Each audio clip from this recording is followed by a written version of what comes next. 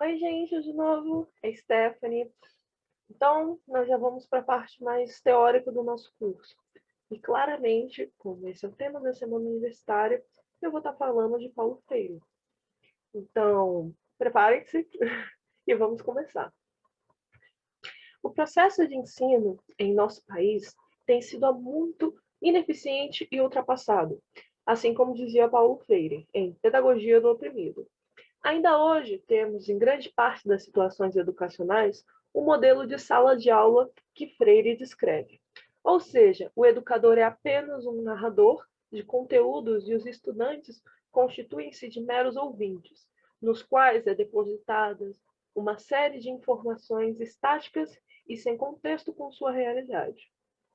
Para Paulo Freire, educação deve ser libertadora, o oposto da educação bancária, que se faz do educando como um mero reprodutor de ideias, no qual a criança não tem o direito de expor suas opiniões. Simplesmente o professor passa os conteúdos e os alunos recebem de forma passiva. Eles tornam-se objetos nas mãos dos docentes, procurando adaptar-se àquilo que lhes é imposto. Criar situações que estimulem a participação dos alunos no processo de ensino e aprendizagem é papel do educador, e essa ação dá a possibilidade de que os alunos tenham um olhar crítico perante a sociedade. Quando começou o seu trabalho de alfabetização com adultos, Paulo Freire viu a necessidade de ensinar levando em consideração a ação do aluno no processo de ensino e aprendizagem. Pensávamos numa alfabetização que fosse ao mesmo tempo um ato de criação capaz de gerar atos criadores. Uma alfabetização na qual o homem, que não é passivo nem objeto, desenvolvesse a atividade e a vivacidade da invenção e da reinvenção do processo de aprender. Só é significativo para o aluno quando este vivencia o conteúdo. John Dewey, Jean Piaget, Lev Vygotsky, Emília Ferreira, Celestine Freinet, Paulo Freire e entre vários outros buscavam uma educação renovada e participativa, um ensino-aprendizagem significativo, no qual o educador e o educando interagem, deixando de lado o autoritarismo e a opressão, libertando o indivíduo para torná-lo um novo ser, com opiniões e ideias, para uma educação construtiva. Com o desenvolvimento que vem ocorrendo na sociedade, a educação busca a cada dia renovar seu ensino para alcançar o interesse de seus alunos. O RPG pode ser um instrumento auxiliando o professor em sala de aula, onde o educando vivencia aquilo que está sendo abordado pelo educador, de uma forma simples e divertida de aprender o conteúdo. O aluno se sentirá estimulado para participar da aula, compartilhando seus conhecimentos e tendo uma melhor socialização. Trabalhar com RPG em um contexto de aprendizagem, os alunos cooperam entre si e tentam solucionar problemas referentes ao conteúdo. O professor atua como facilitador do processo. Nos jogos cooperativos, os participantes, ao invés de jogarem uns contra os outros, participam juntos e os objetivos são compartilhados por todos assim, como a diversão. Freire, novamente. Para Freire, se convença definitivamente que ensinar não é transferir conhecimento, mas criar possibilidades para sua produção e construção. Tal pensamento é fortemente utilizado na filosofia do RPG, que se mostra ser uma ótima ferramenta para promover o aprendizado. Os jogos funcionam muito bem justamente porque eles conseguem atingir os processos cognitivos e emocionais daqueles que jogam. Tal informação torna-se extremamente relevante aos olhos do processo de aprendizagem por abordar a questão da motivação. O professor pode estimular os alunos com ações para moldar certos comportamentos durante a aprendizagem. O educador precisa estar sempre em busca do conhecimento, precisa sempre se atualizar. Assim, faz-se necessário relembrar o escrito de Paulo Freire. Não há ensino sem pesquisa e pesquisa sem ensino. Enquanto ensino, continuo buscando e reprocurando, porque busco, porque indaguei, porque indago e me indago. Pesquiso para constatar, constatando. Intervenho, intervindo, educo e me educo. Pesquiso para conhecer o que ainda não conheço e comunicar ou anunciar a novidade. Neste sentido, chama-se a atenção para que o docente busque sempre se adequar às mudanças da sociedade, uma vez que a área da educação precisa acompanhar as mudanças que a sociedade sofre, e o professor tem um papel fundamental nesse meio, ou seja, ele é quem precisa buscar para modificar o seu estado de atuação. Então, vamos colocar um comentário também.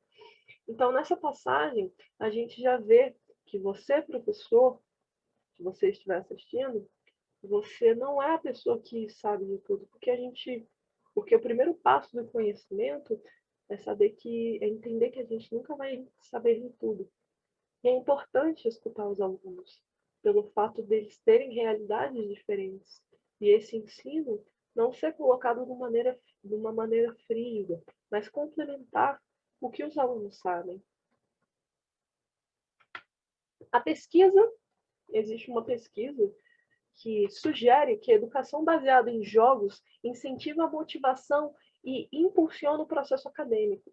Os jogos de RPG, os jogos de RPG integram desafio, narrativa e colaboração dentro do tema abrangente do desenvolvimento do personagem e do jogador. Agora eu vou estar falando de artigos, gente. Existem vários artigos, uma literatura muito grande na internet sobre o uso de RPG como ferramenta educacional. Entre eles, existem artigos que utilizam o RPG na escola pública como uma ferramenta para escolha de profissões, o que é muito útil na realidade atual que vivemos. O RPG como uma ferramenta de ensino de biologia molecular. O RPG também como uma ferramenta de ensino para estudantes de engenharia e várias outras formas de ensinar utilizando o RPG. Porque o RPG, você narrador, você cria uma situação, um problema em que os jogadores vão ter que utilizar o que eles sabem ou o que você passou para eles para conseguirem entender e resolver essa situação, problema ao qual você, narrador, passa para eles como um desafio. Cheville define RPGs como um sistema textual que consiste em regras para a mecânica do jogo, histórias, módulos, inclusive tem até esse módulo de RPG, Canção Astral, que dão significado e contexto às ações dos personagens e meios de interação social, através dos quais uma história é cocriada. Os jogadores de RPG assumem o papel de um personagem criado ou pré-definido pelo jogador e seguem um ou mais caminhos da história em todo o mundo do jogo, conforme a história avança. Tanto o personagem quanto o jogador desenvolvem seus conhecimentos e habilidades, que resultam em um aumento de influência no mundo do jogo. Essas histórias, às vezes conhecidas como módulos ou missões, o livro de novo, apresentam aos jogadores uma narrativa abrangente, que contém uma série de cenários de dificuldade crescente. Esses desafios podem ser táticos, sociais, morais, estratégicos e geralmente possuem várias soluções. Outra teoria, Piaget e seus estudos descrevem 4 estágios de desenvolvimento mental e cognitivo do sujeito, em seus períodos, através dos anos de vida do indivíduo. Sensório motor, pré-operatório, onde se desenvolvem jogos simbólicos da criança, operatório concreto e operatório formal, onde estes se constituindo na modificação progressiva dos esquemas de assimilação. Piaget visualizou a evolução dos estágios em forma de uma espiral. Em forma de que cada estágio engloba o anterior e o ampliando. O autor não estipulou idade fechada para cada um dos estágios, apenas apresentou uma sequência de constante. O autor não estipulou a idade fechada para cada um dos estágios, apenas apresentou uma sequência constante no aparecimento dos mesmos. Dessa mesma forma, o estágio citado por Piaget descreve o desenvolvimento das habilidades ressaltadas pelo RPG. Pré-operatório, onde se desenvolvem os jogos simbólicos da criança, a criança desenvolve a capacidade simbólica, e já não depende unicamente de suas sensações, de seus movimentos, mas já distingue um significador, uma imagem, uma palavra, um símbolo, daquilo que ele significa, que seria o objeto ausente, ou o significado. A interação do desenvolvimento do personagem com o design de domínio dentro de um contexto social dá aos RPGs um potencial de desenvolver habilidades, dá o potencial de desenvolver habilidades e aprendizagem, como comunicação, resolução de problemas e liderança, ao apresentar ao aluno a agência narrativa dentro do currículo. Pesquisadores taiwaneses incorporaram RPGs educacionais, especialmente projetados em aulas de matemática e geografia. Em um exemplo, um livro de matemática foi dividido em 10 cenários de complexidade crescente de conteúdo. Os alunos navegaram em seus avatares ou personagens por um mundo de fantasia virtual e utilizaram a mecânica do jogo, representada como mágico. Para dividir e identificar os cenários, o jogador precisava completar corretamente o desafio do cenário anterior. E outro estudo foi realizado no RPG de Geografia. Basicamente, os alunos que se envolvem com RPGs educacionais demonstraram níveis mais elevados de aprendizagem autodirigida e maior interesse em aprender, e relataram níveis mais elevados de autoeficácia. Curiosamente, o aumento do desempenho acadêmico foi maior em alunos que indicaram ter menos experiência em jogos online. Ou seja, você não precisa, você aluno ou você narrador, você não precisa ter uma experiência em jogos para você narrar ou para você jogar. Bom, o RPG também leva a reflexão e crescimento pessoal. O RPG também leva a reflexão e crescimento pessoal.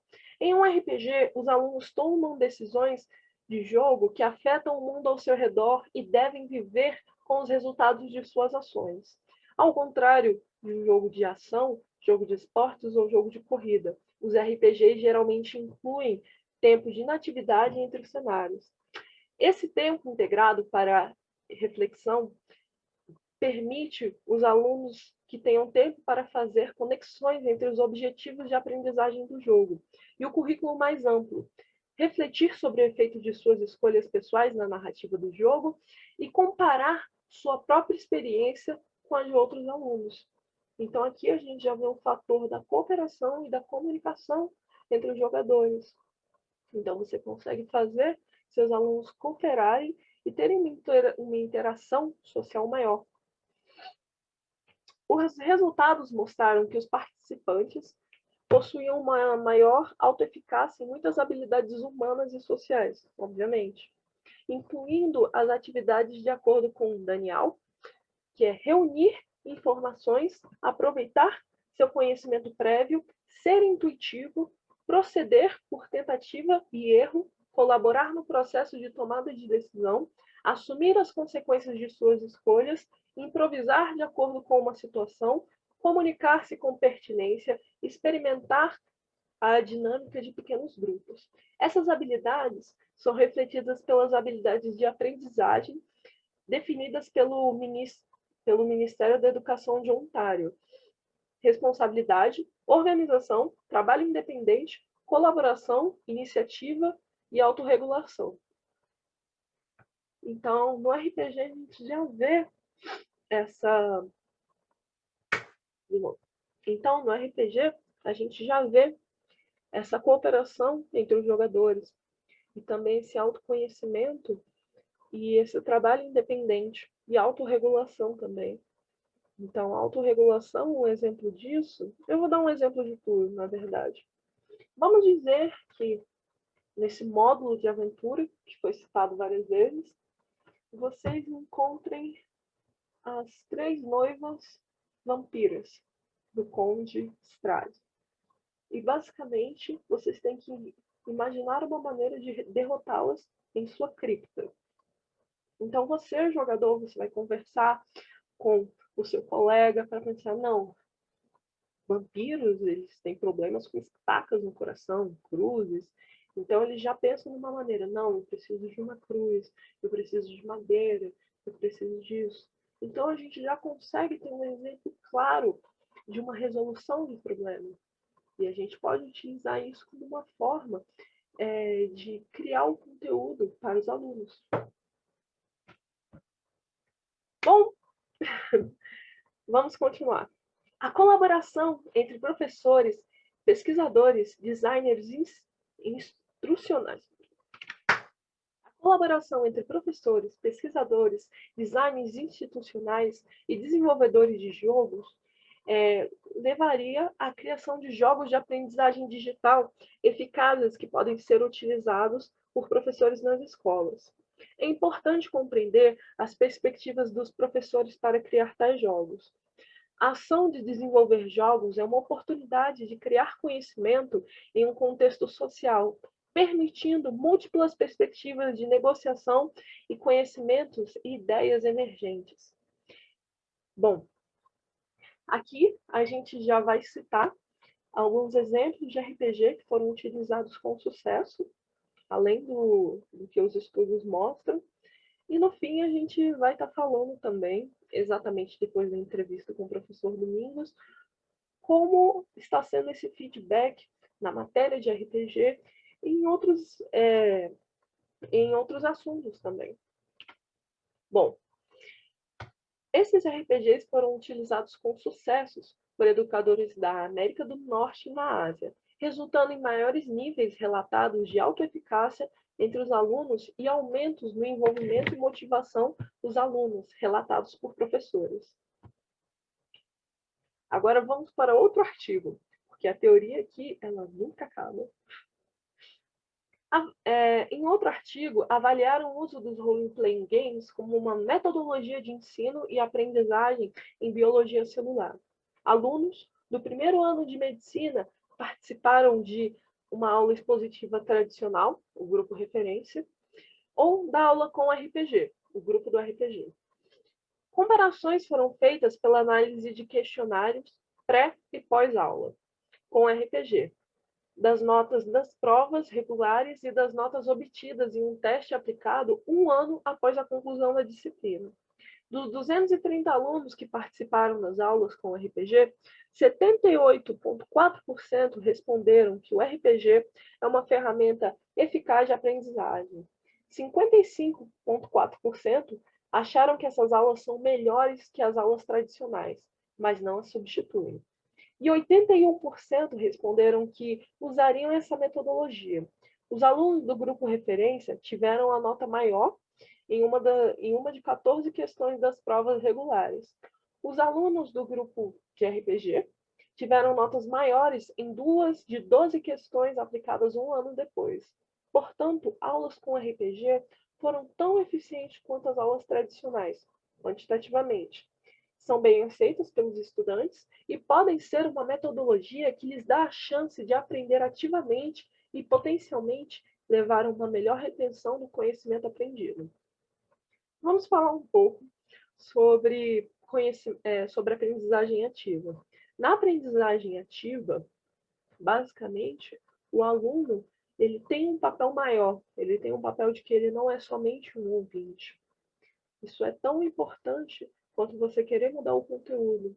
Inclusive, é comum em vários artigos, a gente até viu isso, que os professores eles têm uma tendência muito grande a terem que competir com as novas tecnologias, com o celular, com as novas mídias, porque afinal nós estamos na era da informação.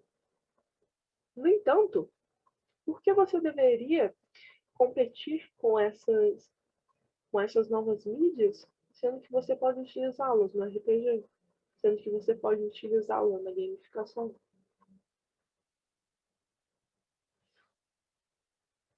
Bom, basicamente, vamos terminar por aqui e vamos falar a parte mais simples. O RPG, ele dá essa liberdade para o aluno. E ele dá essa liberdade para você também, professor, para você poder criar. Você, professor, não tem que se ater exatamente a livros e histórias, exatamente. Os livros, eles são bons para você ter algumas ideias e pensar em algumas regras para a convivência dos jogadores e para como vai ser a sessão de RPG.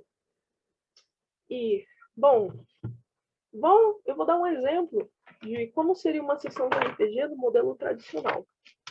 Meu saco de dados, basicamente, dentro de um RPG, você, narrador, você estipula uma dificuldade para o aluno ter que lidar com um certo problema ou desafio. O mais comum que nós utilizamos é Dungeons and Dragons, mas existem vários outros sistemas que utilizam vários outros dados.